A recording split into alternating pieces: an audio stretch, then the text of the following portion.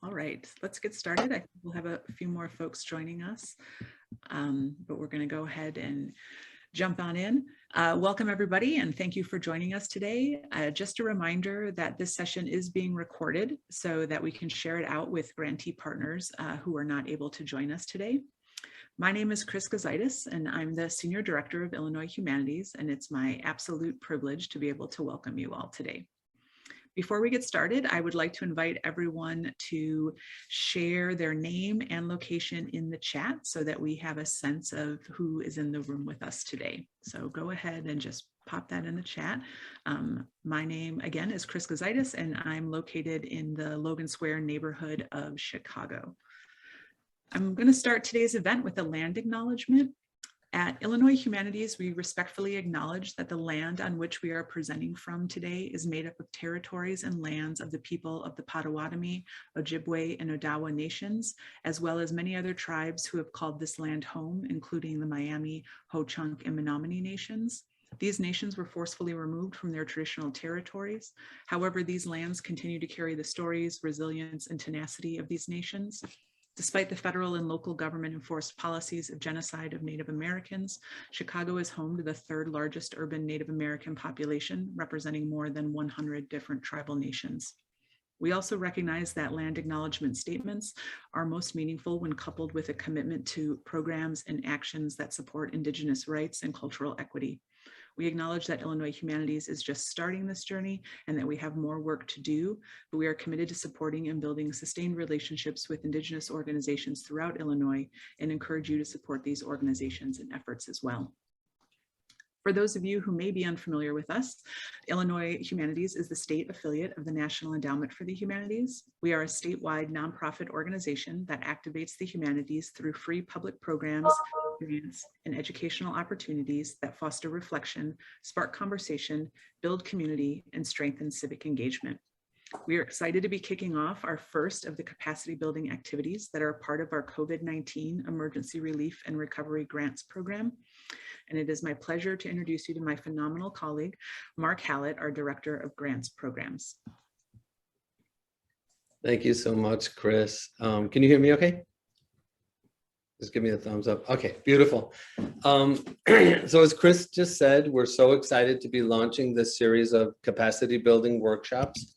With this one today focused on strengthening your fundraising capacity. Now, before we begin, I would like to thank our supporters. First of all, the Illinois Arts Council Agency. It's with state ARP or American Rescue Plan money through the IACA that we were able to hold these workshops. We'd also like to thank the National Endowment for the Humanities for the SHARP funding that we received, as well as significant dollars raised from private donors. Together, the NEH and the private donor money supplied significant support in 2021 so that we were able to provide emergency relief grants to more than 250 community-based humanities organizations across the state. So without all of this support, today's program and others like it simply wouldn't happen. So a little bit about the flow of today's program. We're going to hear from two speakers who will share from their rich and diverse experiences and deep expertise in supporting small cultural organizations in rural and urban environments. They'll speak for about an hour. After that, we're going to take a short break and then come back. And the second half of the program is wide open for you all to share your own experiences, questions, etc. So we're going to go on until a little bit before 3, and then we've got a few announcements before we wrap up. A couple housekeeping items. Anytime that you feel the need, turn off your camera and duck away if you want to or if you need to. With regards to questions, you can either raise your hand, virtually raise your hand, or post a question in the chat. Either way, though, we'll really only be getting to questions in the second half of the program. So we wanted to share what we call our community norms. We have community norms for dialogues and for the chat conversation that we use at Illinois Humanities, which you can see on the screen. And they are the following: creating space for multiple truths, celebrate and embrace different perspectives, give and receive feedback respectfully, acknowledge the difference between intention and impact, knowing that things that we say may have a negative impact on others regardless of our intent. And finally, acknowledge that people are at different places in their understanding and learning, and let's be open and generous to people learning new things and making mistakes. So without any further ado, I'm going to go ahead and introduce our speakers. And again, we're so excited about this. So going back a few months, when we discussed this opening session in this year's workshops, we thought about the remarkable work that all of our grantee partners are doing across the state. We thought about how funding is a challenge, i.e. that many of you operate in communities where there simply is not enough philanthropy paying attention to the great work that you do, period. Secondly, we thought about how making the case for the pivotal work that you do in an appropriately compelling way is or can be a challenge also, because it connects to so many profound quality of life issues. So how to tell that story, right? And thirdly, we thought of how often those leading champions of the humanities at the local level, like yourselves, often end up working to some degree in isolation from counterparts across the state, let alone the businesses, government agencies, and others that are active in your own communities. Because we know that partnerships take time and energy and opportunity. And so it takes sort of a long game to make that happen. So we were hoping for someone who could help address all of these challenges: funding, visibility, being at the table with others when planning is happening.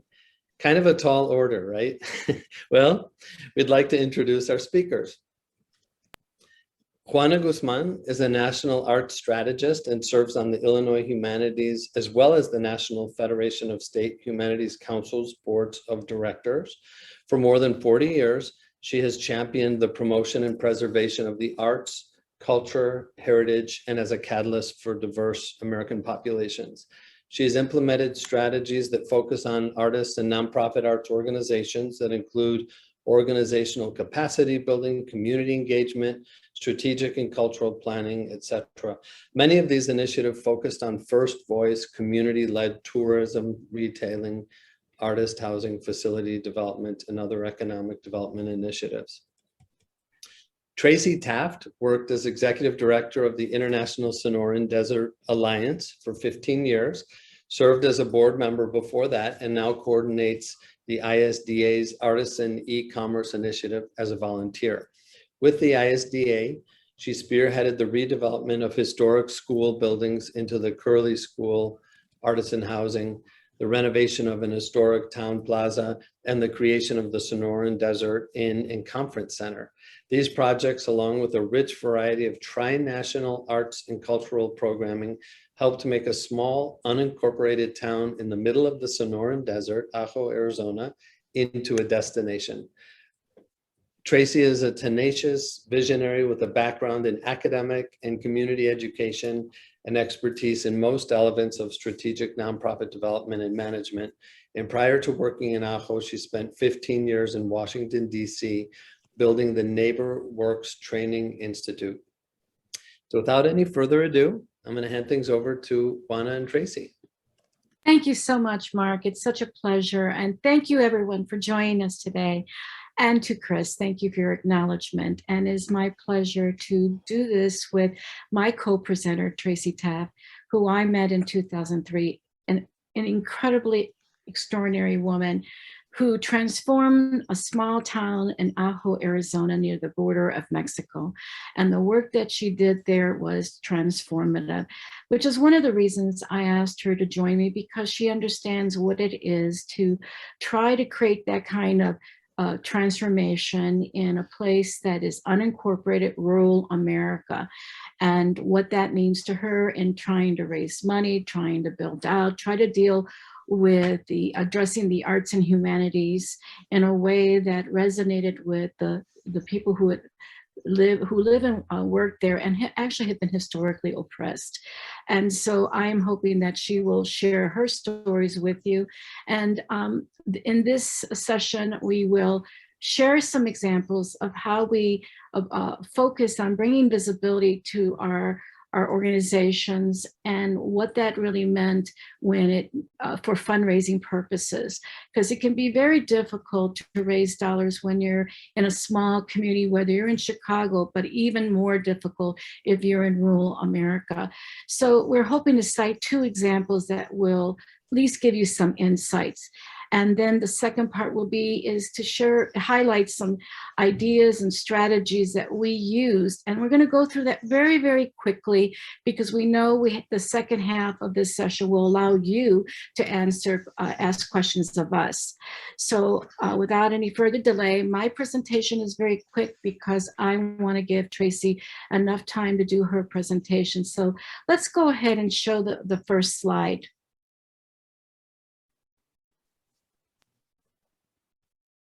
Thank you. Here you see a number of projects that took place under the National Museum of Mexican Art.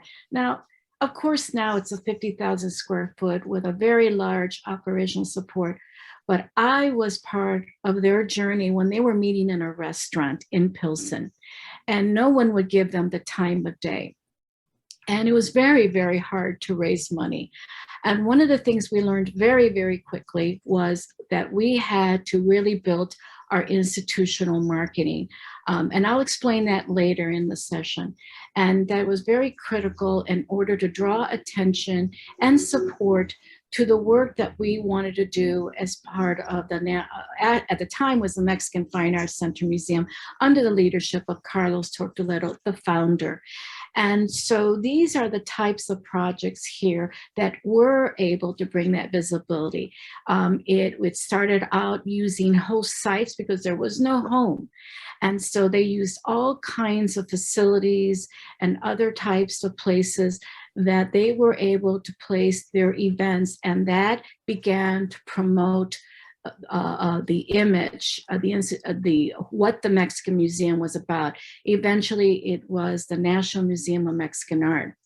And they used always art and humanities to not only showcase the arts of the community, but to tell the stories and the issues and the history of what was important to the Mexican community. And the founder is basically had a background as a history teacher. So art, education, and history through the humanities was really, really important. Among the projects that drew a lot of attention to Pilsen and to the museum was a show called Declaration of Immigration. And it talked about that Chicago was a city of immigrants, and talked about the importance of the role of immigrants in the city of Chicago.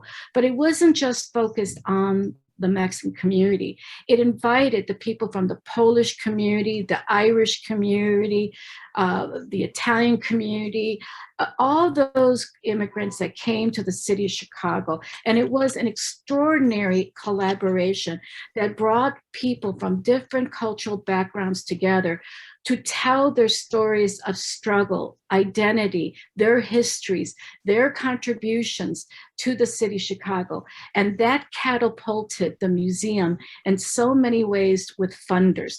Again, to be visible through your programming is very, very important, because if you don't touch on things that are of value, that resonate with your community, that really touches on the issues that are current as we are dealing now, then what happens is that your relevancy may not be as powerful as you would like in the eyes of funder, whoever you're going after for the money.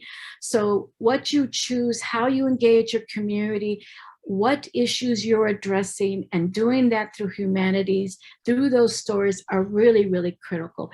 The same thing with the African presence in Mexico. It talked about the African diaspora on both sides of the border, about the African presence in Mexico, and also the connection between the African Americans and Mexico with artists like Langston Hughes and Elizabeth Catlett, who went to Mexico. So again, those stories, those histories, those contributions through the humanities drew international attention to the show. So it took a community like Pilsen with this show that drew this attention to the museum locally, nationally, and internationally, just by virtue of this show that combined the arts and humanities. It was extraordinary, and the feedback, the reaction, and the support from funders was amazing for us. And so we continue doing things that focus on arts and culture, like the Sor Juana Inés de la Cruz, that celebrated Latino women, the contribution, the artistic contribution of Latino women through writing, through poetry, through dance and music. And this has now become a national festival throughout the United States. But I co-founded the Sor Juana Inés de la Cruz Festival with Carlos Tortolero in Chicago. And again, it was this that drew attention to our institution, to our community. And so I am citing these examples to you to cite the importance of what you do decide to do in order to bring this kind of visibility, and that it does draw attention to the funders who find these programmings, these events, these exhibitions, and humanities focus projects of great interest. I have another slide, but I'm going to go right into asking Tracy to go ahead and present because we're a little behind schedule. So let's go right into Tracy. Great. Could we have the slide? Oh, that's me. Go ahead to the next one. No, that's the Curley School you see behind me, and we're going to talk a bit about that. But first, I want you to imagine a place as different as could be from Chicago or any place I've been in Illinois. I think any part of rural Illinois as well. You have to imagine that if you fly into Tucson or Phoenix and you want to go to Ajo, you are going to drive for 2 hours, at least 2.5 hours, through cactus. You're going to drive through large saguaro cactus and lots of creosote plants and every kind of thorny, spiky cactus you can imagine. And it's not a sand duney kind of desert. This is a desert full of strange plants because we have rain twice a year. So even though global warming is drying things out. So just imagine, you're in a city and then you spend a couple of hours driving through a very strange environment headed for Mexico. You approach our town and you come into town. This is a very small town. And you see a bunch of beat up buildings. You see some vacant buildings. You wonder what the heck you're doing coming here. And then suddenly, about 4 minutes into town, you drive around a corner and you see, if you look at that bottom left slide, you see an historic Spanish style plaza. That park, which is an acre in size, is rimmed by Spanish revival style red tile roofed buildings. And you see, as you're looking west, 2 historic churches, and then between them, this extraordinary Curley School building, which is the largest building in town. So you've driven through the desert, into a beat up and half vacant town, and suddenly you're at this gem of an historic town center. It's really a shock, and it's kind of amazing. This is a town center that was designed on City Beautiful movement principles, and it's really the City Beautiful movement come west. And yet nobody kind of knew about it until we started doing this work. So Ajo is a former mining town, and you probably don't know it, but mining companies throughout the Southwest built segregated towns. That's all they did. Our town was 3 towns. It was Indian Village, Mexican Town, and the Ajo Anglo town site, which is where this historic town center is. My friend Lorraine Eiler, who was the Tohono elder who helped start the International Sonoran Desert Alliance, is in the picture with me with the Curley School behind us. And she and I tag teamed many of the presentations that I'll tell you about as the program goes on. Ajo is a really small town. When we started our work, it was about 3,300 people.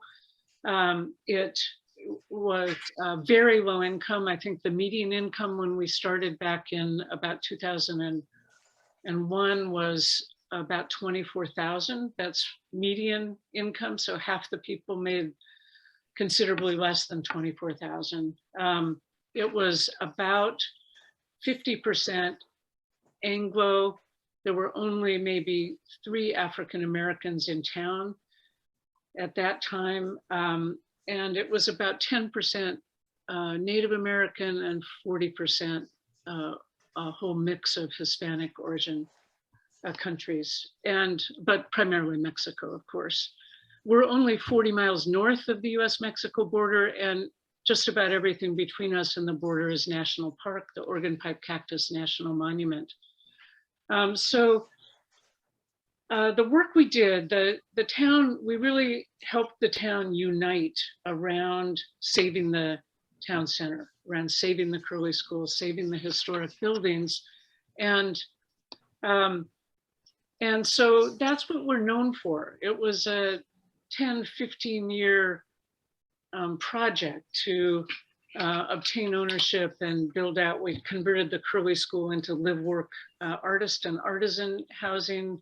Arts in the broadest sense of the words. You could be a writer, we had a geographer, we had chefs, we had all kinds of visual artists to live there. We hoped you were starting a small business, but really what we were doing, besides all of this physical renovation and saving the town center, is we were from the very beginning trying to bring people together across these long-standing racial and ethnic divisions that were there from when the 3 towns were built separately.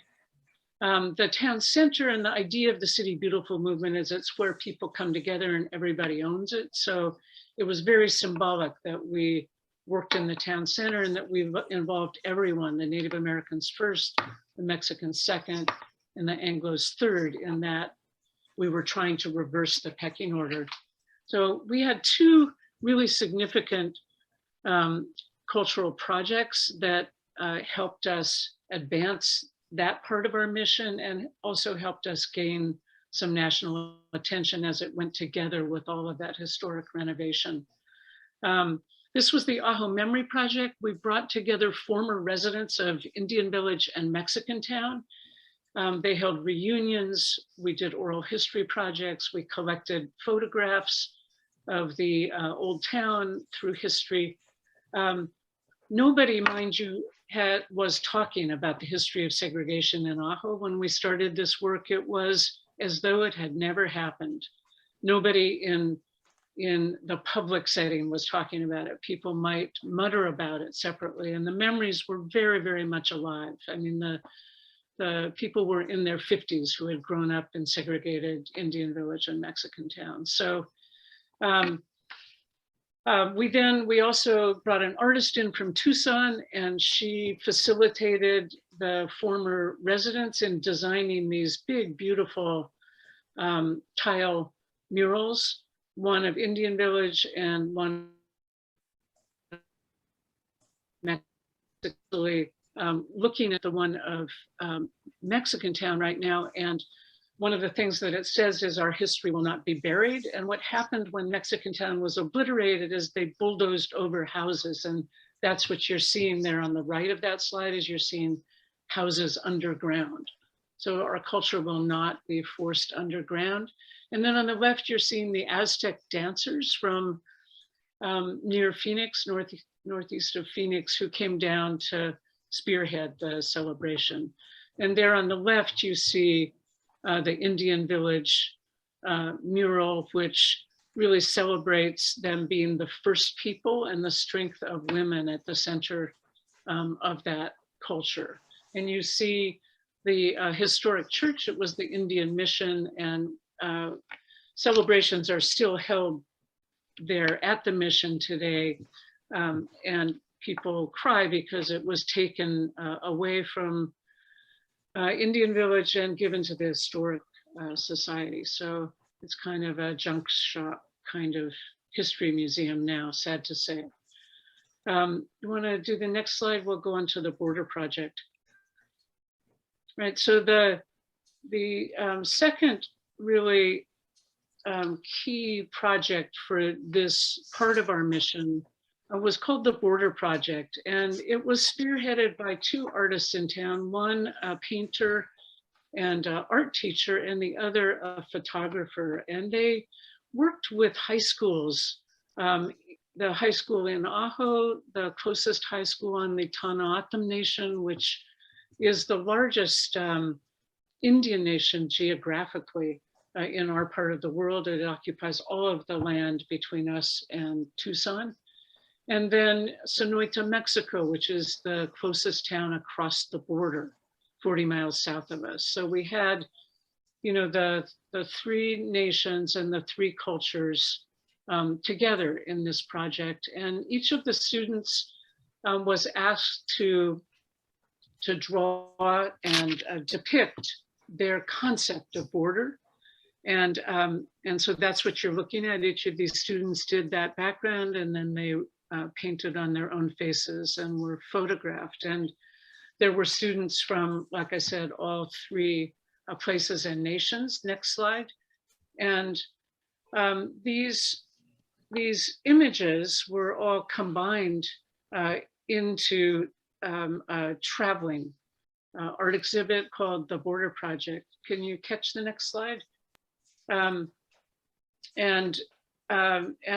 So you can see that it had like the fence depicting the wall. At the bottom, it had the students' work up top. It had some other ceramic work that each of them did, and it had each of their voices speaking. So on the left, you're seeing it exhibited at the Curley School on an indoor-outdoor auditorium. The stage door behind that exhibit is raised.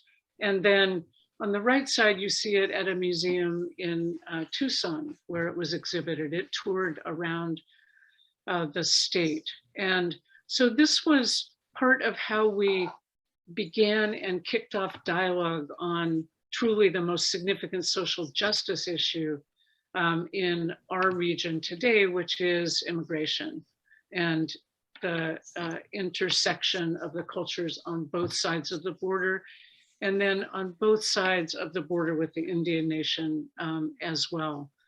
There's lots more that we can say about it, but I just wanted to say, you know, that this is the heart and soul of the work that we did, these kinds of projects.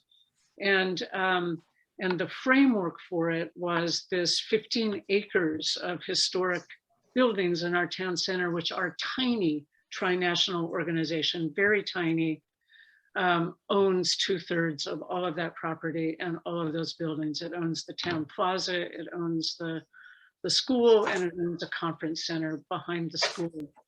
And part of my message as we go on is like, if we could do this in where we are in the middle of nowhere as an unincorporated town, even though funding is tougher now, I know that all of you can do it no matter where you are. Thank you so much, Tracy. I really appreciate it. It's remarkable what Tracy has done. And just so you know, that I think it was PBS that did a major profile on the work of the Curley School Artisan Housing, the Curley School Artisan Housing, and the work that they've done to transform that town and bringing these stories to life, which has been so critical.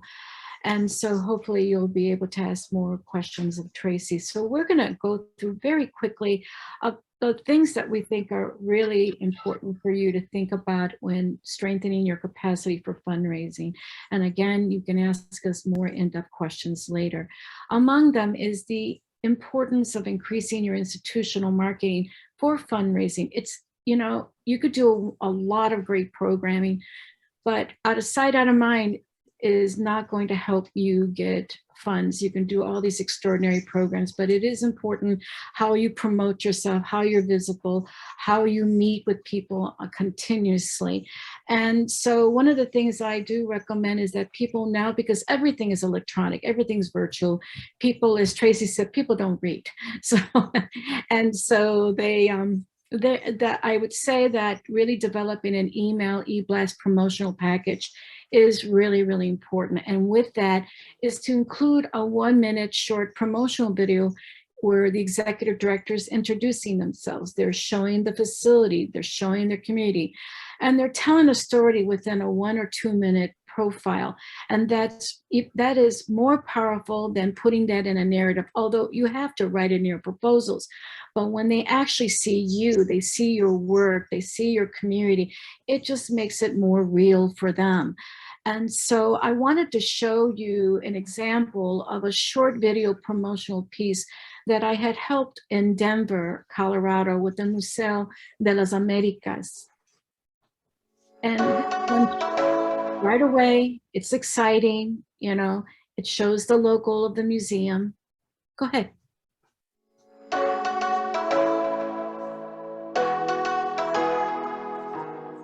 Bienvenidos and welcome to the Museo de las Américas. I'm Claudia Moran, the Executive Director here at the Museo de las Américas. We are the premier Latin American art museum in the Rocky Mountain region, and I'm honored to invite you to be a part of our family. For the past 30 years, we have become a cultural treasure and destination to experience the vast culture and history of our multicultural people.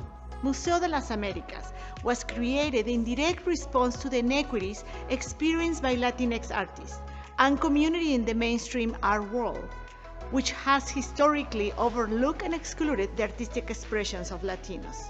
Therefore, in 1991, Museo was successfully created to be a space where Latinx artists and community could proudly display artwork that reflected our culture on museum walls, to be a welcoming, accessible, and creative space for all. Come and see us. If you have never been to Museo before, you are warmly invited to come for a visit. And if you enjoy it, become a member. It is the best, most sustainable way for you to support Museo and be part of our familia.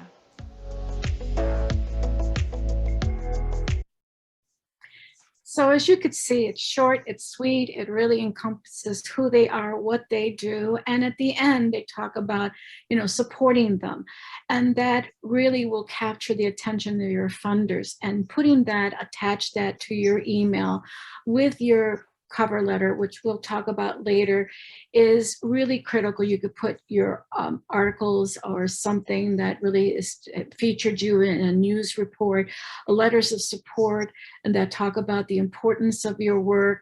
All of that should be packaged in a promotional email package. I don't know, Tracy, do you have any insights to that point?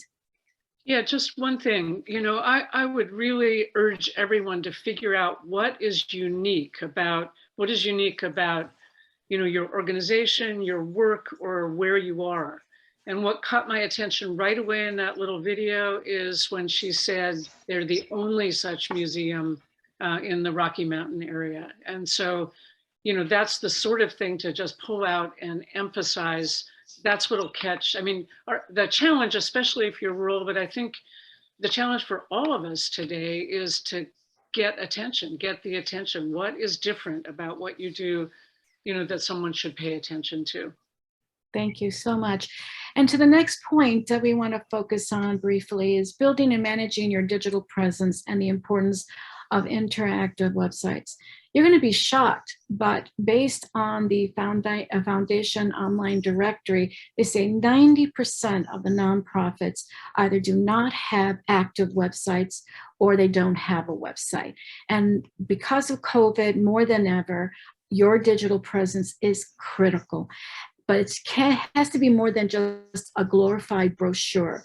It is an opportunity for you to market, sell your products, develop curriculum, have interactive program. And many of you are already doing that with virtual workshops and things like that.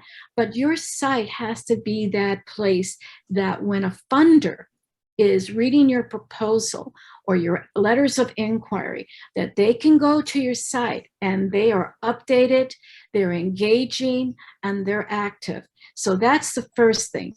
2, how do you make your website make money for you with the information that you've created over the course of many, many years? Your information the things that you've done in community, people want to learn from you. How did you create this cultural center in the middle of nowhere or in a very poor community? And everyone wants to know how you started it. How did you raise the money? How did you secure the building? How did you negotiate a partnership? Or how do you do programming without walls? Those have values for people, especially the next generation that is seeking to create their own arts and humanities anchors. And so there's many, many ways that you can use your website that we don't see. I look at websites and I have to tell you, they could be so much better. And in addition to that, there are so many opportunities that bring visibility for fundraising and raising money through your live streaming, bringing notable speakers and poets and charging a small fee, or using that way to get contributors to sponsor that series, or video shows, or podcasting. Podcasting now, you can get sponsorships. If you look at many national public radio programs, you will see sponsors. All kinds of corporations are sponsoring them. And so how you package that and make that pitch to that funder is really, really critical. But it really starts with your website and how you use these new platforms to really package what you do. And so I can't emphasize enough of how all of us have to move in this direction. Tracy? Yeah, I would just add or emphasize in what you've said that please tell your story as much as you can with videos, short video clips of people speaking and photographs, and keep them fresh, keep changing them up so there's something to go back and see. You'd be amazed how few people will actually read what's on your website. So keep it simple, keep it clear. For whatever reason, people just aren't reading it today. And you don't have to hire me. You obviously are going to want to hire a designer that's going to make very exciting sites, and you need obviously a webmaster that's going to code it and create all the widgets. But once that happens, you can go to a platform like GoDaddy that allows you to create your websites, and that you or your staff can go in there and constantly change it. Otherwise, you may not have the money to pay a professional to constantly update it. But there are now wonderful platforms that allow you to do it yourself. And that is the route that I'm suggesting to everyone. The next thing, and it's very brief, but I know you understand about the importance of having a database, but keeping up with your database is critical, not only because it builds up your mailing list and you're sending out notices to your constituency, but for your contributors, you want to remember what were the key things. You want to note them in your database about what was important to that funder. What did they give at that time? And could you go back and ask for more money, for an increase that you can ask your memberships or a funder or an individual? Would they come back and increase their support of you because you're doing something a little more enhanced, something that really is of interest to them to support? And it is really important to keep this data, a record of it, of those conversations, those letters, that communication, that feedback, so that maybe 3 years from now, you may not remember what your conversation was.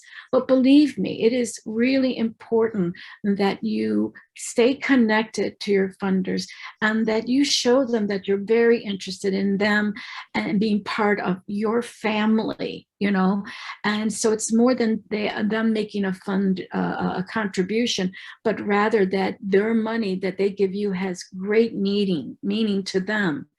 So that was my little thing. And you will also get a little overwhelmed about what kind of database you should get, whether it should be that powerful Salesforce, that a lot of the large arts organizations use, and it is a powerful tool.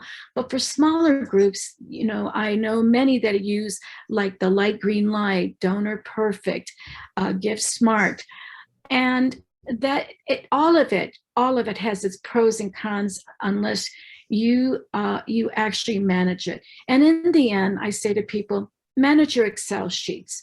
That's the easiest way to keep track of your database, your mailing list, keeping notes, of what your contributor, interests were. So I'd say keep it simple. I just wanted to touch base on that because a lot, we get a lot of funders to say, well, what database do you use and this and that. I say, just use your Excel sheet, but there are smaller platforms that you can use like Greenlight and Donor Perfect, but that has its problems.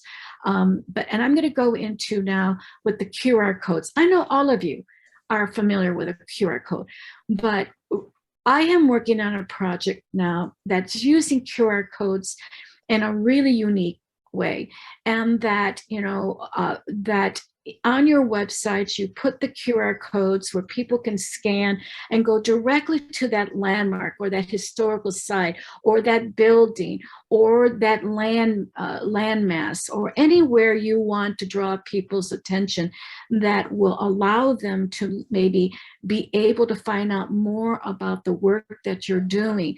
You can put this QR code on eco posters that you find by the bus stop, and people look at your poster and they scan this QR code and it leads them right into the website that not only tells them about your organization, but what you offer, what programs you provide, how they can support, and right there and then they can make their contribution, whether you're using PayPal or whatever funding sources, or if you're doing an event, you can place this QR code in so many ways, whether it's an exhibition or there's a mural, outdoor public work of art, you can put that QR code and it'll lead that person right to your facility. The idea is drawing people to your site and drawing traffic and drawing support.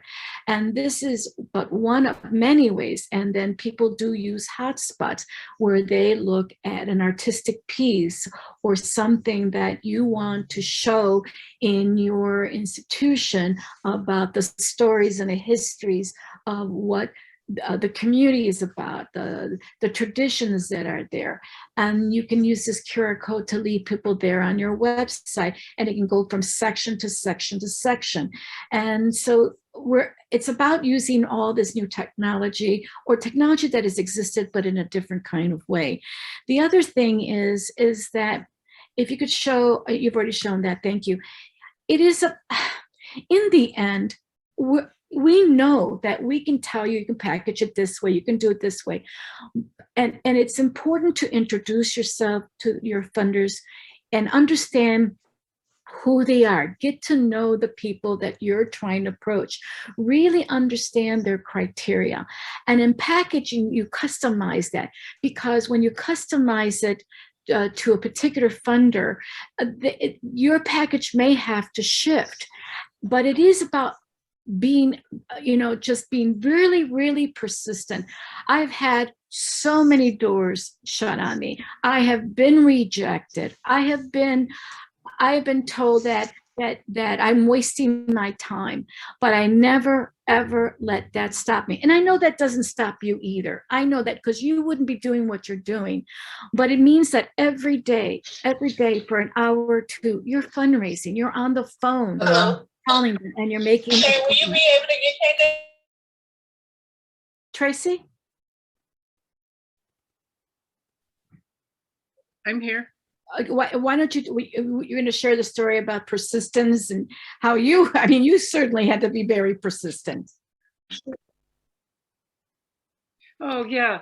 No, and one other way to get in front of your funders is to go to the places that they go. I mean, we had a lot of trouble getting in the door with letters and phone calls. And, it's a couple-hour drive to get to the closest funders in Arizona.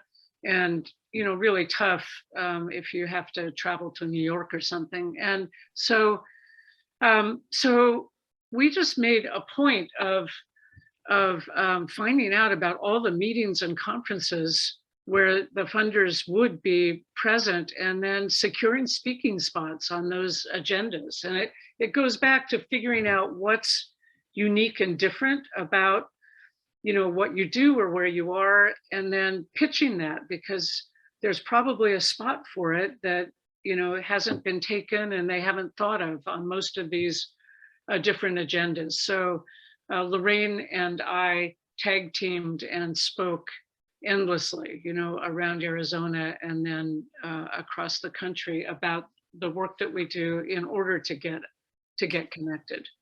And this is where your board of directors have to play a huge role in when you're trying to schedule meetings and having them there in the room with the funder. And it is building a relationship with these funders, getting to know them, letting them get to know you with the packaging I talked about, having conversations, really getting to really having them understand what you're doing.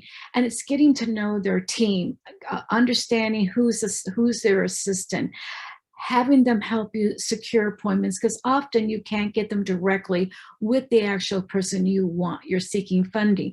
So you really begin to meet the people that are around you so that they are your advocates, and your board has to play an important role in having those meetings with them as well. And so that kind of ongoing activity and meeting and breaking those doors down and not being discouraged and scheduling the meetings in advance, 2-3 months in advance, because they are very busy people.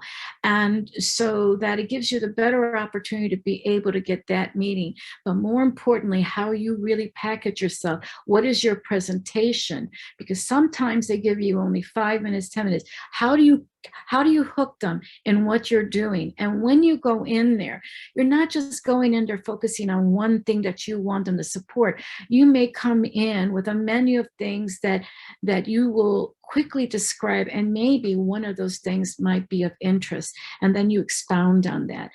And I'm going to move into the importance of building your family of contributors and really navigate, especially now in the way we're having to navigate with COVID. It's just so hard for everyone, and everyone understands that it's really difficult to do face-to-face appointments.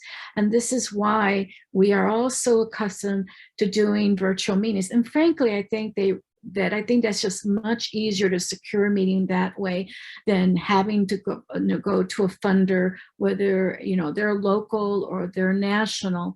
And so seeking those virtual meetings are really, really critical.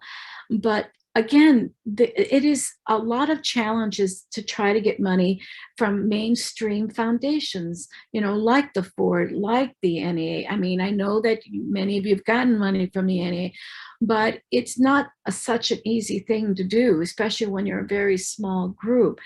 That's why I always encourage people to also consider family foundations. Right now, there's over 420,000, maybe more now, family foundations, and Illinois has a lot of family foundations that fund the arts and humanities and education. And it's really understanding who they are and really meeting with them. And you'll have a much easier opportunity going to a family foundation than trying to go to the Ford, which I still encourage you to try. I never say don't, I push every door. And I know if Tracy had a few points about the way she thinks about family foundations. Yeah, family foundations were important to us for the reason you say. What I wanted to add to that is also take a look at the local businesses in your town or in your neighborhood or immediate region, because it's surprising which ones of them will wind up having small giving arms. So, gas stations, Juana's pointed that out, some of them have giving arms. We were able to secure really important funding from the Dollar General Literacy Foundation.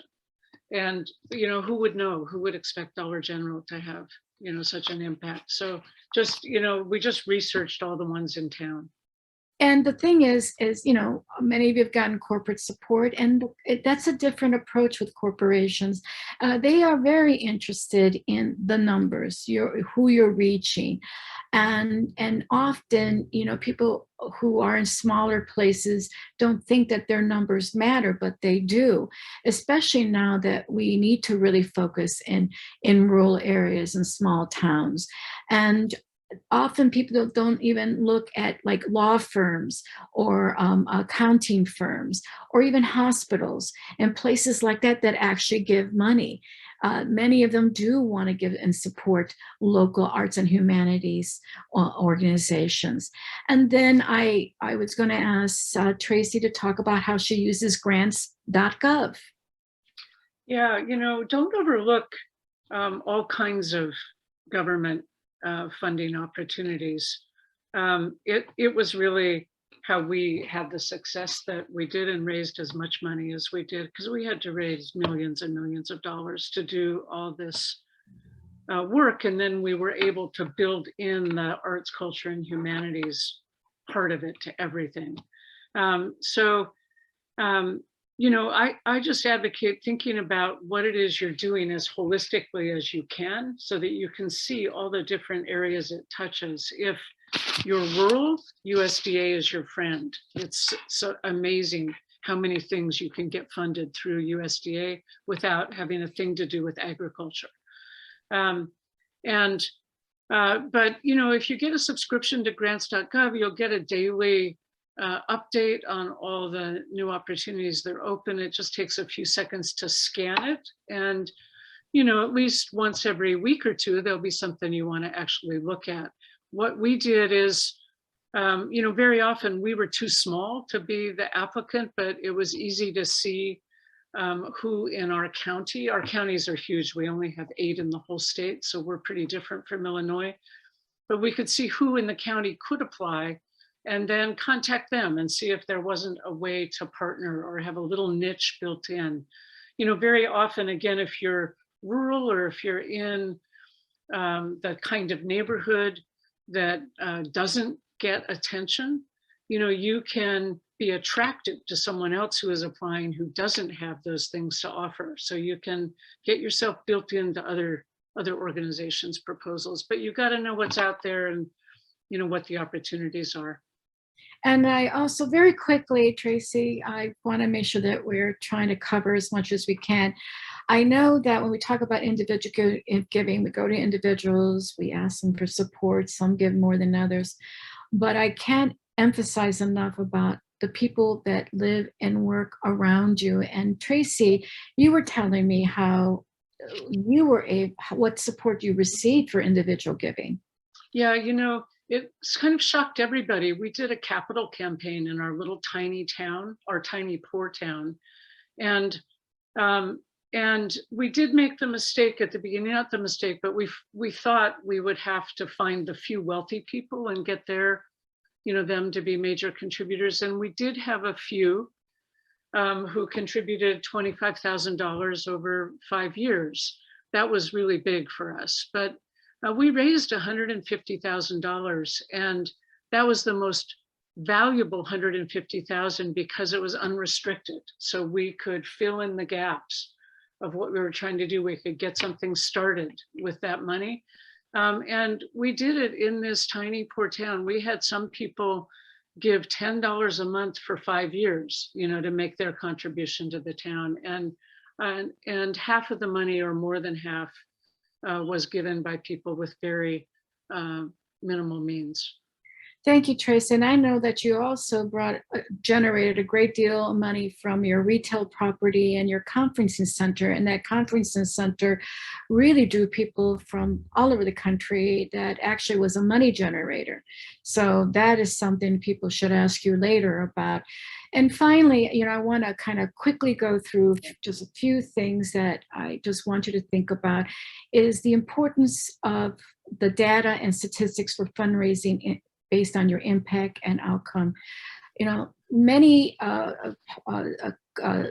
policy centers in university will provide support in creating social impact studies so that they can show the social and economic impact of your presence in the community. That, you know, by doing all this programming, by focusing on your community, by talking about the arts and humanities and your histories and the culture and gathering, that has value. And by putting the statistics about your impact in the community is really critical when you go to your legislators. University of Chicago's Center for Policy did an economic and social impact on the National Museum of Mexico, and they brought out their students and asked every restaurant, every school, you name it, if were we an important presence in the community. And all that data was really, all that number, that was really important to help us make arguments in Springfield to get more money from the Department of Commerce, from transportation. Non-art money is what it's what Tracy's talking about, grant.gov, and we sought a lot of non-art dollars. The other thing is that, Tracy, I want you to quickly talk about the census.gov and how that helps. Yes, Lana, Juana laughs because I say census.gov is your friend. Learn how to use it. Really dig for the most compelling data for your local area and your region, and compare it to the state, compare it to the nation. What do I mean by most compelling? An example from Ajo is, you know, I said earlier, we were 10% Native American, 40% Latinx. And, but if you look at age divisions in our town, and you look at the working families and school demographics, it changes completely. Those demographics we're 20% or more Native American, we are 60% or more Latinx. And so that's the data we focus on, you know? Thank you, Tracy. And the other thing that, and I'm gonna, because we are going into break, is to talk about the importance of using Foundation Online Directory. It gives you access to every funding support that is both local and national. You can say humanities, history, art, education, and it will pop up those family foundations, those foundations that are beyond the Ford Foundation, those companies that do support. And it's an important tool that everyone should have access to. And it's called Foundation Online Directory, that I know everyone, including Tracy, uses as well. And so again, thank you so much. I did want to show you just one more thing. If you could show the slide 13 and 14, I just want to show you about the packaging piece for a letter of inquiry. I did this for a Shea Cultural Arts Center. And rather than, you know, we did submit a letter of inquiry, but we put this corporate sponsorship package. And if you could go into the next page, this was actually an electronic brochure with a request for corporate support. It has the logo in the front. It talks about their sponsorship pledges, and it talks about a Shea Cultural Arts Center. And it's a really lovely, powerful visual. Yes, they're going to have the document, but they have this, and it makes you really, really stand out. And that's the goal. What are the things that makes you stand out, from your programming to your institutional marketing? And finally, again, I just can't emphasize the use of the Foundation Online Directory. I want to thank Tracy for this first half and helping me co-present. And I know everybody needs a break. Thanks, Tracy. Thank you so much, Juana. Thank you, Tracy. This has been absolutely remarkable. I love, among all of the things you've talked about, I'm stuck with this image of the National Museum of Mexican Art when it was a group of you meeting in a restaurant. Really? And then Tracy's story of Ajo and this remarkable rich history, but also this history of segregation, and the programming that you did to build bridges across peoples, and then do much more beyond that. So we're excited to hear more and to hear people's questions, and as much as people want to share about their own experiences and what they're learning and where they're stuck or where they're facing challenges will be great. It is 2:03. We're going to take 5 solid minutes, but please, just 5, all right?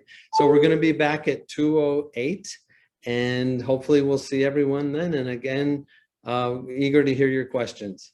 See you then. 2:08. Bye, everybody. See you later.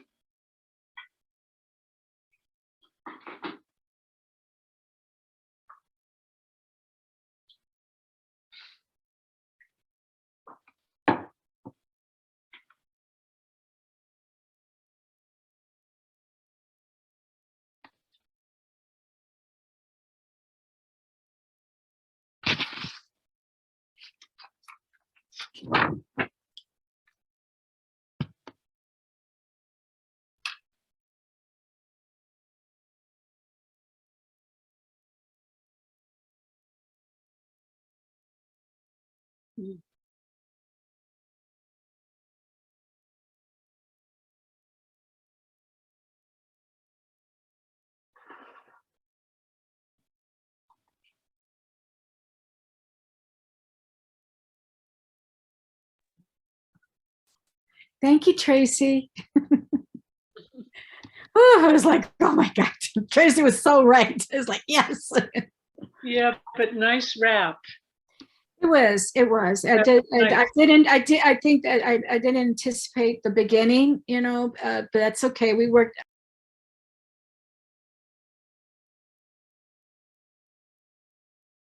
Oop, did I just, yeah, I'm on mute. Okay. Okay. It goes fast. I like your backdrop. Oop, We probably should be muted, I imagine. Yeah.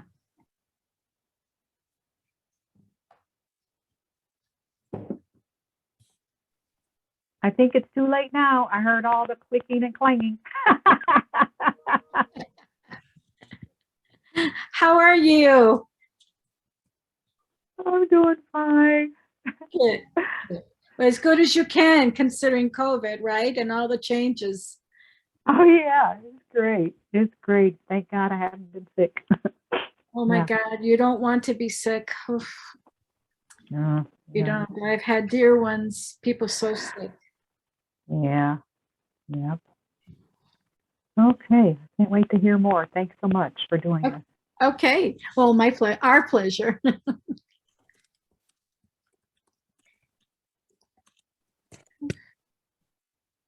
I'm on the grants.gov website right now. I'm trying to All right. get my login, which I had years ago, but I need to refresh that. Thanks for the reminder. Tracy, I just got this notice from the Mellon Foundation. It says, do you know about the border? I'll send this to you, and I talk about conversations about the U.S.-Mexican borderlands, the Mellon supported projects. I'm going to send that to you. Thank you. We're always looking for money. Please. Always. I'm putting this right now, this notice. This is did you get money from the Mellon, Tracy? Nope. Okay, I think you should there's a new leadership there now. So I think that you should, Great. I will send you the contact there, okay?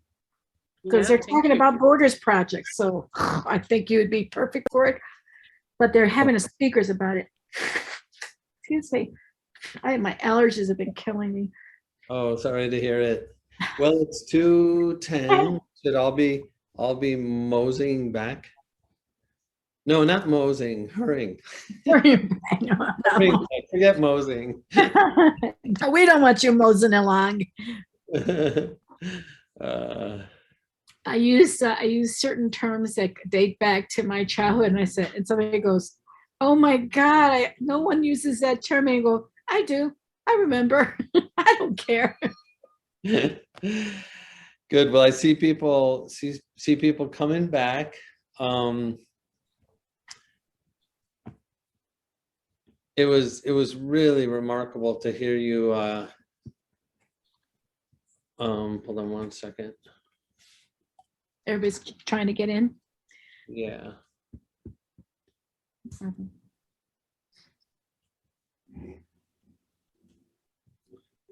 Yeah, it's been remarkable to hear your stories, and from the importance of telling your story, organizing a strong packet of promotional materials, doing a video, making your pitch, the importance of maintaining and keeping up a database of supporters and others, using technology creatively, such as QR codes and other tools, getting to know your funders, including where they might be convening so that you can get on the agenda, how to energize your board to play a role, some of the databases that are out there, individual giving, on and on. You guys have shared already just a wealth of information.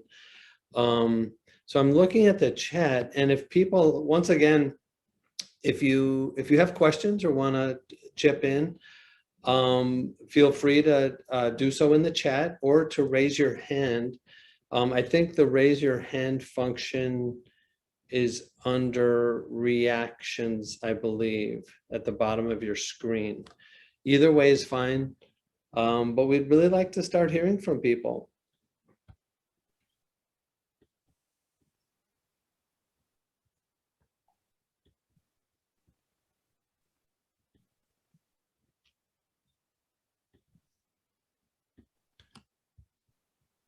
I'm not seeing any questions yet, so I'm gonna throw in one of my own. Tracy and Juana, when you say an informational packet about your organization, can you run through some of the typical things that would be found in one? Well, I think that the concept for a promotional package is rather new. I think it's very common that people will write a proposal, or they'll write a letter of inquiry that talks about, dear so-and-so, I am submitting this letter with the hope that you will request me a meeting, request I'm sorry. that I'm submitting this letter with the hopes that you will consider meeting with the so-and-so organization. The organization is so, it does this and that. That's like the first paragraph. The second paragraph actually goes into describing the organization. The third paragraph talks about your impact and who you serve and why what you do is of value, and that you're hoping that they will support you, and that you want to either seek support for a particular project and you list that and what it's about, or that you want to explore support of the organization. And that is like, you know, it's sort of like an overarching letter of inquiry. And that would be one of the things that you would attach to your letterhead, electronic letterhead, to your email to this individual. The email will say, still, it's very formal. You're addressing the particular person you're seeking funding, and this is who I am. In essence, you're putting that letter of inquiry on the body of your email, but you're also attaching it because of your letterhead. The second piece of it is that 1-minute video I showed you because A, they may not be able to come visit your site. B, it really brings to focus the vibrancy, the energy, and it really explains the who, what, and where about your organization and who you serve and your community, like you saw in the video. And that's a very, very powerful tool. You may also want to attach some programs. You may want to put your events, brochures, or something like that. And that is like one of the first ways to crack that door. They may not know you, but that package at least lets them know who you are and creates a certain amount of excitement.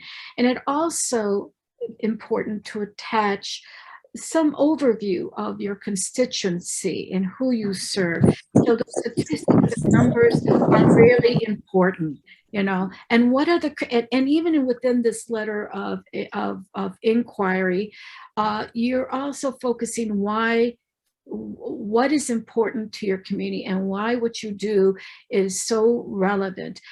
And that you might take the history of what you've done and what you're doing now and what you're doing in the future. So you're really kind of position your conversation about what you've done in the past and your achievements, what you're focusing on now, and what you hope to do in the future. So you put the past, present, future as you're concluding paragraph in this letter. So the package is a way, just as you're introducing yourself. And then after that, the hard work comes in trying to get an appointment, a meeting, a virtual meeting. And that takes great tenacity, but you have to do it every day. You got to put an hour or two and just getting time with that individual and getting to meet them and having that meeting. But that package is very important to make that introduction versus just sending an email or a letter. You know, they get tons of mail and they'll ignore it or they're tired. So that's it. Beautiful. Juana, I think that what you just said answered both Kevin and Brian's questions about the order of the paragraphs in the LOI. And I think you were saying it's basically past, present, and future. Does that sound good? I would say that you start right away that you're letting them know what you want to meet, and then you tell them who you are. And then you tell them about your work, past, present, future. And then at the end, if you have a project, you're introducing that, and you conclude it by saying, once again, I hope you will allow us to set up a virtual meeting. And let me just add one more thing to that. Why it's important to have that video, why it's important to have it on letterhead. If you remember, I showed you a corporate sponsorship brochure.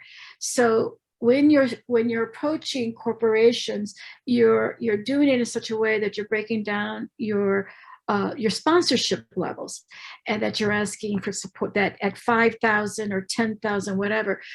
I always tell people, quantify it. Tell them what they're getting for $5,000 or $1,000 or $10,000. Does $5,000 pay for a month of training for 30 students? Does $10,000 pay for 3 months? Quantify. Tell them what they're paying for. That really, you get a better reaction than just saying this is the gold or silver levels in terms of your sponsorship. But that is in that package. I told you, your letter is just, I want to meet with you. This is who I am. And then another piece will be, here's our sponsorship levels, okay, for corporations. But when you're doing foundations, you just want to meet with them. You're hoping they will support you. So there's different approaches. Beautiful. Thank you, Juana. Let's hear from Kay next. Thank you. Hi, Juana. I have a question for you. I have actually a couple of questions. And first question is, you mentioned about Department of Commerce and Transportation, and I don't see any relation with those departments for the arts and culture. I know that's well, the Illinois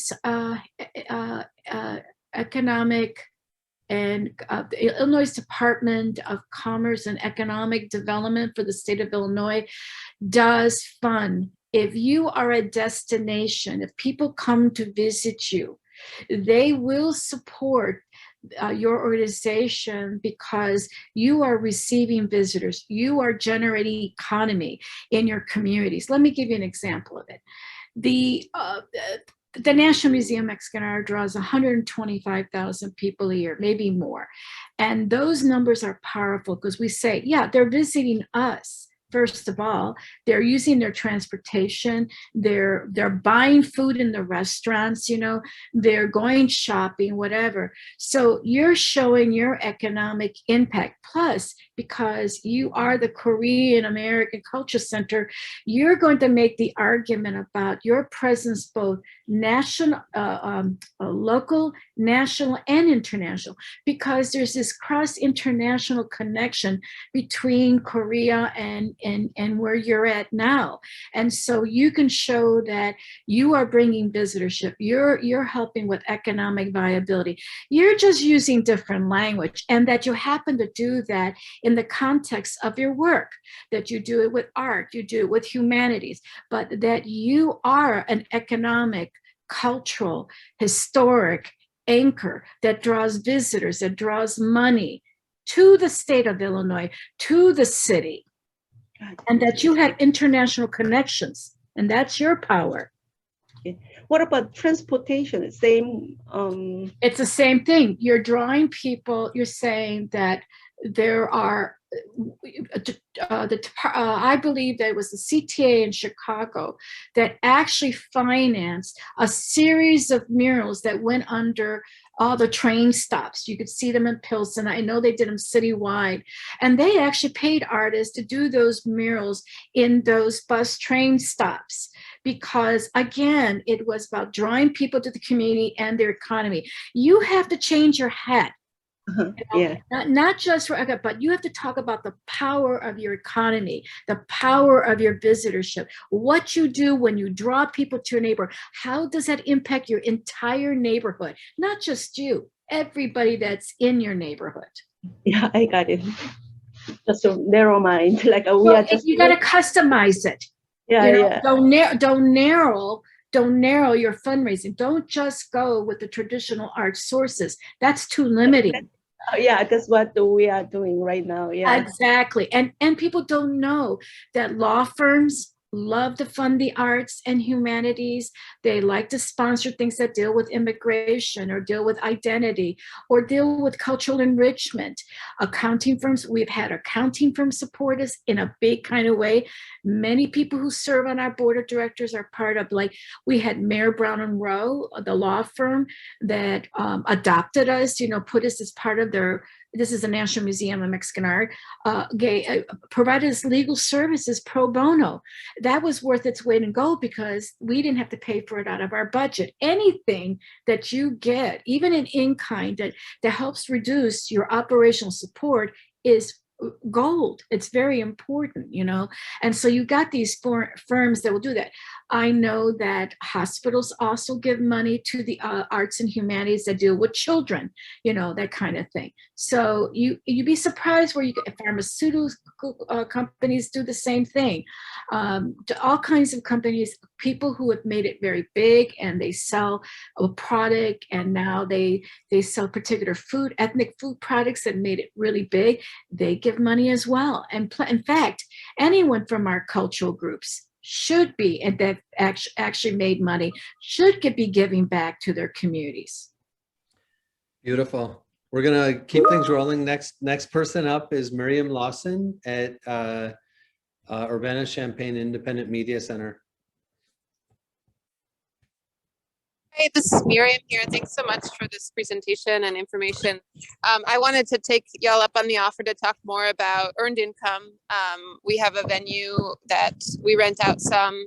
And I think for me, part of the question is, how do we keep in balance our mission-driven work really sort of leading, but also sort of building some of the earned income that we have, which creates really, really flexible, like you're saying, sort of unrestricted. Tracy, I'm gonna let Tracy answer that question. Okay. Well, we didn't realize we were doing it, but we really eventually got really clear that earned income was critical to our sustainability long term. And so we did 3 kinds of earned income, and we'll try to generalize from this to other situations. We started out with this Curley School Artisan housing. So that's rental. It's low income rental housing targeted to artists and artisans. And it's self-supporting, right? So you have to raise grant money to get it going, but then the rents from the residents pay the expenses, and it's designed that way. So it's long-term sustainable.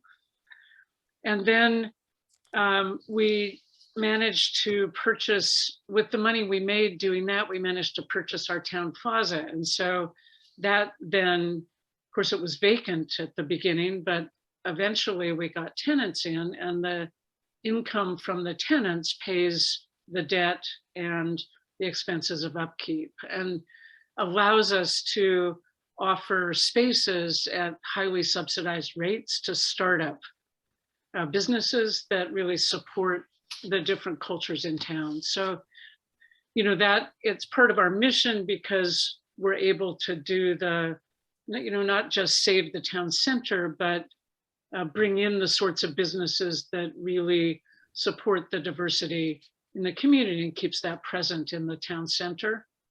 And then finally, and it was really Juana's idea when she blew through on a consultant visit. Ford had assigned her to us, and you know, she has a million ideas an hour almost. And we were walking by this, you know, our old elementary school that was still a wreck. And Juana said, Tracy, you need to make this into an international conference center.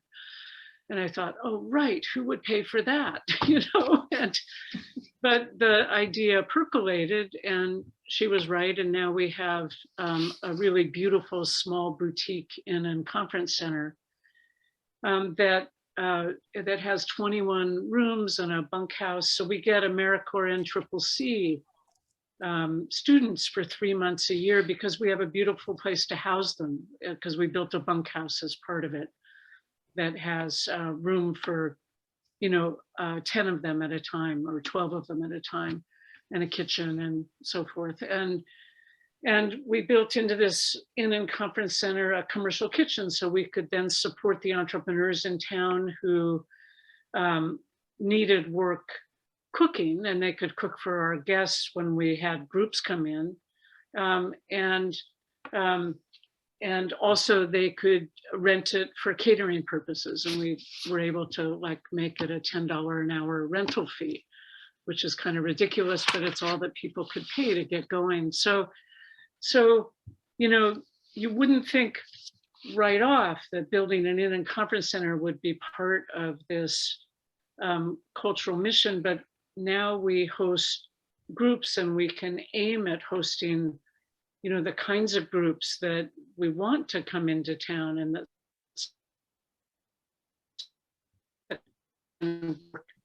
you know, and involve people in town. And then we're able to support all of the local entrepreneurs who are trying to, we now have like an entrepreneur who's doing Jeep tours in the desert. And we always offer, like Road Scholar comes in now, and REI Adventure Tours. They never would have come to town before because there wasn't any place nice enough to stay. But now we take their people on tours and tell them about the history of the town and the history of segregation, and they tell their friends, and other people come back, and all of it helps support the town. I know Juana wants me to talk about e-commerce. You know, in this time, how the heck do our small enterprises reach enough market, especially with COVID? Well, you know, probably from your own habits and your friends and everybody else, everybody's buying online. And so, you know, online is the way to reach the global marketplace. If you're in a small neighborhood, if you were back at the beginning, like the National Museum of Mexican Art was, or if you're out here in Ajo where there is no, you know, significant market except people driving through town on the way to the beach in Mexico. You know, online, the global marketplace. So it's not hard to start e-commerce projects. It is hard to get super successful with them. But we've been working both to help other local businesses start e-commerce sites and to work with our artisans all over town to establish websites. We started out using existing platforms like Etsy and had kind of a range of success. And then we've established our own platform. And now we're exploring kind of creating landing pages on other organizations' websites. Excellent. Thank you so much. And with that, really, you have to, that's where your demographics, capturing those markets, that information is really like who's buying, where do they come from, where can you reach, what is it that they're buying, what markets actually are interested in the kind of things that are uniquely done by artisans in Ajo, and really doing that research. And often you can go to universities, research centers that, you know, that their master students will do that, and you can make that negotiation with them. The other thing is that there's a tremendous need, and I want to get back to your original question, for educational materials, downloading, culturally specific. I cannot emphasize, I couldn't keep up with it. I helped design and have built the National Museum store that you see to this day. It generates over, I think the executive was very proud to tell me that they had generated, I hadn't been there since 2012, but they still generate over $700,000 a year because the traffic is driven to them, or it's driven to their sites. And that's really remarkable. But in terms of your space, I'll tell you, even when the museum was very small, you know, we're just 10,000, there was always a sort of a community auditorium space and a public space there, so that people could have their meetings, they could have their meetings, they could have their performances. So it was a shared space, because people in the community, first of all, are very desperate for space, but you can't give it for free. There has to be cost associated based on what it costs you to run on a day-to-day basis, what it costs you to staffing. And often we don't build those costs in per square footage of what it costs to rent that room that's 1,000 square feet or whatever. It takes money to run that space and set up and do that. And it is something that you have to at least put in, because that's covering your operational support. But where we really got an influx is that a lot of companies, a lot of corporations wanted to be in our facility. They wanted to be in the community. They wanted to be in the museum. And they were paying significant money to rent that space because they knew it was a contribution. So they used the boardroom or they used whatever. It would be $5,000, you know, and they would bring their own caterer. And so we started reaching out in that kind of way, people who wanted to do their retreats or whatever. And that money is what drove the operational support, because that's what you want. You want to find ways to generate money that you won't be able to get. Let's say if a funder decides they're going to change their priorities, and they change their priorities all the time. You know, you may get supported 3 years from a funder and they say, oh, we've changed our criteria. We're going to move in a different direction. So that's why we're talking about all these alternatives. And so your space is really valuable. How you program it, how you market it to beyond just your community use is going to be really critical. I hope that helps. And then, you know, you can use that income to support your community use of the space. So you can really have two tiers. So you stay mission driven by, right. You know, I can get access for an important activity that's local for $25 to an important meeting room that these groups coming in pay $500 for. Yeah, it's subsidized. So it's not 5,000. Yeah. Well, no, but those companies are essentially supporting the opera, and they're helping you subsidize so that you can help the community when they need to have their community meetings, when they want to do artistic presentation or lectures or readings or whatever. So that you'd say that you have an artist or you have a poet. Well, you say, okay, we know that we're being supported elsewhere, so that when we open the doors and pay the electricity and all that, it does cost you money, you know, to operate that space. But then again, what you're saying, I'm concerned about it staying within our mission. So you find ways to subsidize it so you can continue to meet your mission and support your community that can't pay for it. Beautiful. We have a number of great questions that have come in. One is from Michelle Henry McGee at the IPRT. And it's that this year marks our 30th anniversary, and we'd like to plan a huge event to celebrate while bringing in more new donors. With limited resources, we're afraid we're limited in what we can do to make the event as large as we'd like. So Michelle is asking for any tips on how we can turn a small budget into a huge event.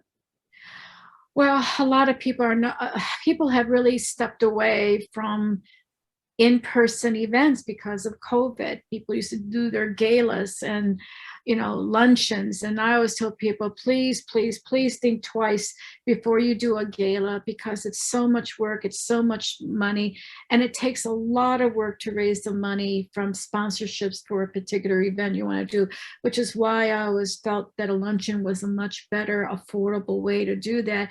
And then your sponsors actually feel better about it because it's afternoon. They're not having to, you know, dress up and do evening and stay away from their families. But people are now moving towards virtual events, and there's a wonderful, wonderful, I mean, I know that the Illinois Humanities done some virtual events as well, you know, especially during its public awards series. They've done that virtually, and they've raised money for that. It is about the sponsorship package that you put together. I believe that, I mean, there are companies out there that can really put together great virtual events that, you know, start out where you've got the executive director making their opening remarks. You get a video that really talks about what you're about and what you've done. It's that video that's really important. It's you gotta pull to the heartstrings of people that really say, I get it. It can't be this generic, oh, we're this, that. No, what do you do? Why are you important? What makes you, you know, all the beautiful stories that you have done, and all the work you have done, and you put that in a great video. And then you have people that step up and say, you know, because I went to this particular center, they transformed my lives. My kids go there.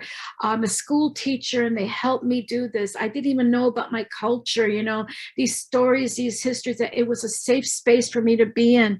So it's always important to really talk about your impact and your value and the outcomes of what you've done. And people are doing, my suggestion is to do an exciting virtual presentation event, but you have to start at least well in advance getting your sponsors, letting them know. And they understand now the virtual world of raising money. In fact, they're tired of the chicken dinners, quite honestly. And so how you put together this package for your video presentation that can cost you anywhere between $8,000 to $18,000, depending how long, and they're never longer than an hour. And there are companies out there that will do that. It's just what you do before that. Your packaging I talked about, you know, the email package solicitation, going to every company, every general store, every corporation, everybody, you've got to build that up. And by that time, it's open. You're not fundraising with the virtual event when you kick it up. You do put your request for support, but you're actually raising the money beforehand. So when you put your big event up there, it's your program. And that's the most economic way to do things. Beautiful. And so backing up from what you just said about what you'd have to do before the big event, I think Vanessa Harris has a question that will probably resonate for a number of people. It certainly does to me. Our art and resources are all digitally based, and 85% of it are 10 to 15 minute short subject videos. We've been growing our newsletter list to show our content by publishing it online for free. We've gotten interest from some foundations, but we're having problems getting people to watch and make individual donations. Any suggestions? I'm going to tell you that the donations come really from your sponsorship. You're going to these companies, say, we're doing a series of video productions and we're targeting it to this audience, and we want to be able to reach all these schools or these universities or these centers that really need this information. I think you have to repackage it about how your constituency or the need for people to have this information. And often, you know, it's got to be like a speaker that people are willing to pay for, because and that are just so special to, like, say you had Sonia Sotomayor from the U.S. Supreme Court, or a wonderful writer and a poet that people are willing to sign up for. Most of the virtual programming out there and workshops and everything else, presentations are really free. They really are.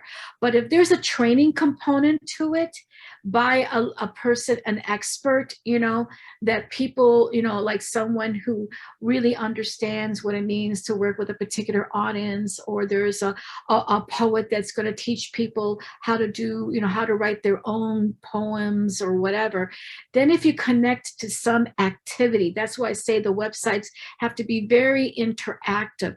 But in the end, you're really getting sponsorship to do that. But you want to reach out to as many of your audiences they see as a value, so that, let's say they're looking at your video and someone paid for it, but then let's say you get a teacher or a student or somebody excited. Is there a part of it that leads into that, they say, you know, I like this so much that I'm willing to sign up for this? So there, you got to have this teaser, and you've got to have something that follows that you're going to charge, that gives them really hands-on programming training. Beautiful. We've got a question about how you give the tour when you actually get someone to come and visit. It's from Russell Caney, and it's got a message to you, Tracy. Tracy, could you comment on your approach when you get a potential funder to visit your site or project? I met you years ago when I visited Ajo as part of the Enterprise Community Partners Rural Program. I was always impressed on your knowledge of the area, history, and what you wanted to accomplish. You were a great tour guide and wealth of knowledge. Wow. So how, any thoughts about the tour when you get it to happen? Oh, sure. I mean, I think there's two parts to that. I think I did become a really good tour guide, and early on, I don't know, something must have happened and I must have stumbled into it, but it became clear to me that you have to treat every person who comes in wanting to know about the community and wanting to see things as if they're your future funder. You know, everybody is important equally, no matter how they come in, how they're dressed, you know, whatever it is. And so I did, and the staff I worked with also did endless numbers of tours, because people have questions, they want to know when they just show up. And so, learning how to do that conversationally with people. So you find out what their interest is and then show them, things and the sides of the history and the community that tie into that interest that is bringing them there, was key. And that spills over, of course, into writing proposals and so forth later. So it was kind of surprising how some of those people turned out to be really important. Either they happened to be with the media and hadn't said so, or they became a future donor and they were there looking as an individual donor from somewhere else, but didn't tell us they were looking. So I think it was important to learn to give engaging tours that responded to people's interests. I think Russ was also asking, how the heck do you get funders to come visit? Mm-hmm. And oh my God, that is what Juana said earlier: persistence, persistence, persistence. I mean, Russ, you were with Enterprise, and I think it took years to get Enterprise to come visit, to pay attention. I would, Lorraine and I and other board members and I would, like I said, go to every place where we might meet people, national conferences, regional conferences, meetings, of the fundraising professionals, and introduce ourselves to people and ask them to come visit, and then follow up and ask them to come visit. And eventually a lot of people came to visit, but it took asking and asking, I mean, really nicely. Sometimes, slightly embarrassing people with funders that they don't come to places like this and they don't come to some of your neighborhoods. And it's really important that they do. And there's a lot, for them to see. It's just building a relationship through persistence with people who don't necessarily want to have one. Right. Beautiful. And it's extraordinary because you have to remember, Tracy is 2 hours away from Phoenix, Arizona. So you got to drive 2 hours through these beautiful mountains, and it's gorgeous. So, the Sonoran Desert is gorgeous. The light is gorgeous. So that certainly appeals to people as well. But that's a drive. That's a drive. What you're saying, because then, people would want to come to spend a half hour. And so the next challenge is, how do you persuade anybody coming that far to spend a couple of hours so you can really show them exactly significant. Go ahead, I'm sorry. Oh yeah, let me just see if we can squeeze in 2 more questions where it's really tight here, but we have so many good ones. From Sue Scott at the Western Illinois Museum: we've been successful in getting and grateful for grants for $5,000 to $10,000, but I see grants for capital improvements that we would like to apply for that are for larger amounts. Any advice on how we can convey we're able to manage a large grant? Is there a relationship to our organizational annual income? I can tell you that for us, we were getting, we've engaged, the museum engaged in a couple of capital campaigns, and in trying to increase those monies, we end up really going to our legislators to help us do that. And we went to all our city councilmen, we went to our state representatives. We had like Chuy Garcia, who now is Congressman Garcia, who was a great advocate for us. And so it was his presence and legislators like him and other representatives from the Department of Planning, not only for the city, but for the state, that we were able to make pitches about our ability to do that. And we did that by the proof of the work that we did and our strategic planning, and that we had a board of directors that, they had the skills, they were attorneys, they were accountants and all that. And then we put together a plan. We put together an argument that was actually supported by a local university that helped us put a sort of a capital campaign to really increase the operational support and, of course, expand the museum. And so we had that strategy as part of your strategic planning, or that specifically to increase your monies. And we got that pro bono, and we've got expertise to put that strategy. I say really sit down and put a really clear plan to expand the money that you're getting now, and get your legislators to help you push it within Springfield and also within your city. And then you have to make the pitch with many of the Department of Planning, places that do provide money. But you have to have your plan in place to do that, and how you're going to expand that, and you need support to do that. I would add 2 things to that, Juana.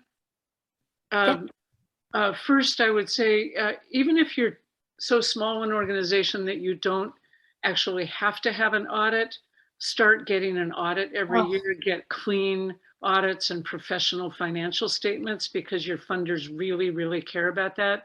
And then secondly, I had to do exactly what you're talking about too, starting with $5,000 grants and getting up to 25 and then 50 and then going for the major ones. And one thing that we did is find a partner organization, someone who had done the work that we were doing at a larger level, and get them to agree to give guidance on the project and build them into it.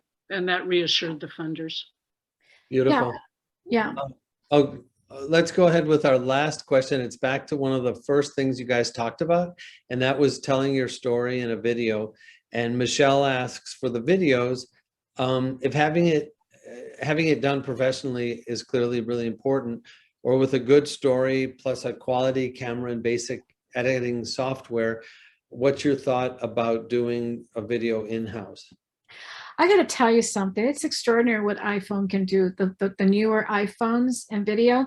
Someone sent me a video, and I didn't know they had done it on their iPhone. And I was like, oh, this is so nice. It looks so good. I did it on my iPhone. And I was like, what?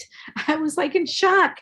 So I think that, I think you can do it. I mean, I think it's just the messaging, the context of what's in that video. I think you certainly can do it in-house. I think you could experiment with equipment, and often there are places locally that do videos for nonprofits, that you could ask for support. But I've got to be honest with you, there's a lot of people, young people, who really know how to take videos. And in the end, it's you introducing yourself, it's talking about your history, when you started, what you're doing, what your community. And I think that you can use Vimeo. Vimeo is a wonderful source to do recording of your videos. I use Vimeo a lot, and the quality is fantastic. So yeah, you can do it in-house, and you can use Vimeo Pro. And it has the format, the template, it does it all for you. And I really wanted to say the same thing. There's a whole bunch of people in between expensive professionals and in-house amateurs, and they're probably right there in your community. We've been able to find several. Yeah. Beautiful. This has been incredible. We've actually gone a few minutes over what we'd planned. I wonder if we can see the PowerPoint up again, because we just have a couple of announcements, and then we want to thank you guys and let everybody head off. I wonder if we can see the PowerPoint on the page on facilitation trainings, which are coming up. Wonderful. Beautiful. So we've just locked in dates for the next facilitation training. Some of you know that IH, Illinois Humanities, has been offering facilitation training since 2017. These trainings are extremely popular. March 3rd and 4th, a facilitation clinic is taking at the end of the month. The clinic is basically kind of a recap for people who've gone through the training and want to share back their challenges, successes, etc., in a group setting and discuss.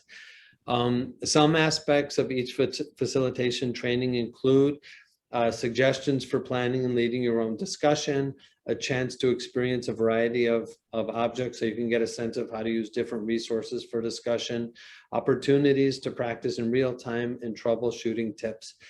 Again, these are really popular, they're free, and we're going to be including a link to go ahead and register when we send out a follow-up email later today or tomorrow.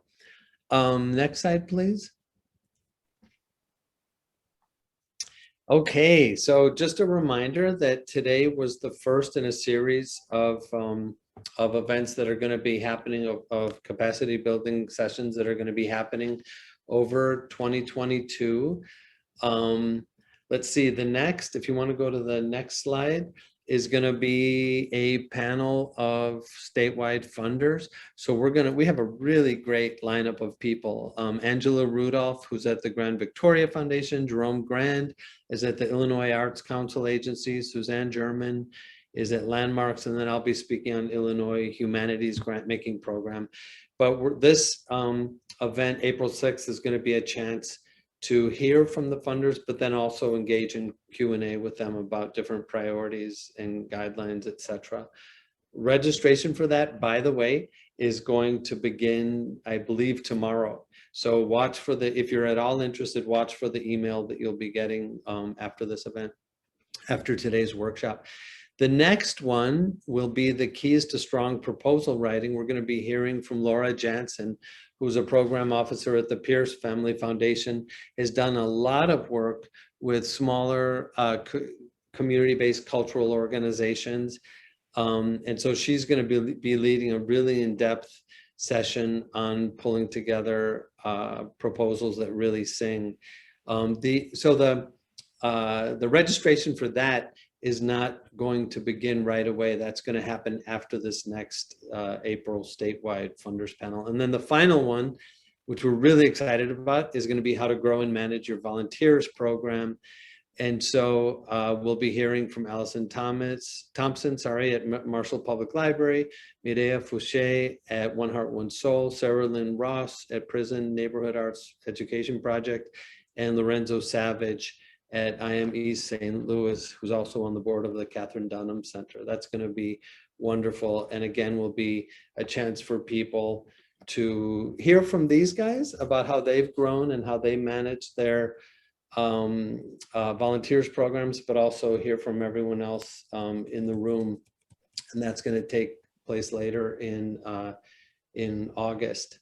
So we're going to be following up with everyone here. We'll be sending you, a couple people asked privately in the chat, we will be sending you a link to the recording. We'll also be sending you the chat as well as the PowerPoint. Remember that everyone will receive a stipend for attending today's session. Remember that to allow 4 to 6 weeks for payment to arrive. Thank you for your patience. I want to thank my wonderful colleagues behind the scenes, Erlene, Jen, Tia, and Chris, for helping to make today happen. And finally, I think if we could all thank them together, thank Tracy and Juana for a really, really illuminating session and walk through a whole range of topics that help to strengthen local organizations. So thank you guys so much. You're welcome. You're welcome. It's a pleasure. Thank you so much, everyone, for allowing us to share all the massive amount of information to you. Bravo. Thank you, everyone. Hey, thank you guys. Thanks, everybody. Looks like we're 3 minutes early, so go and enjoy the 14-degree or whatever weather, unless you happen to be Tracy. All right. Thank you. Bye, everyone. Thank you, Tracy. Bye, Mark. It's 70 here. Let that be the final line of this recording. Sorry. I am jealous. Bye-bye. Bye, Tracy. Bye.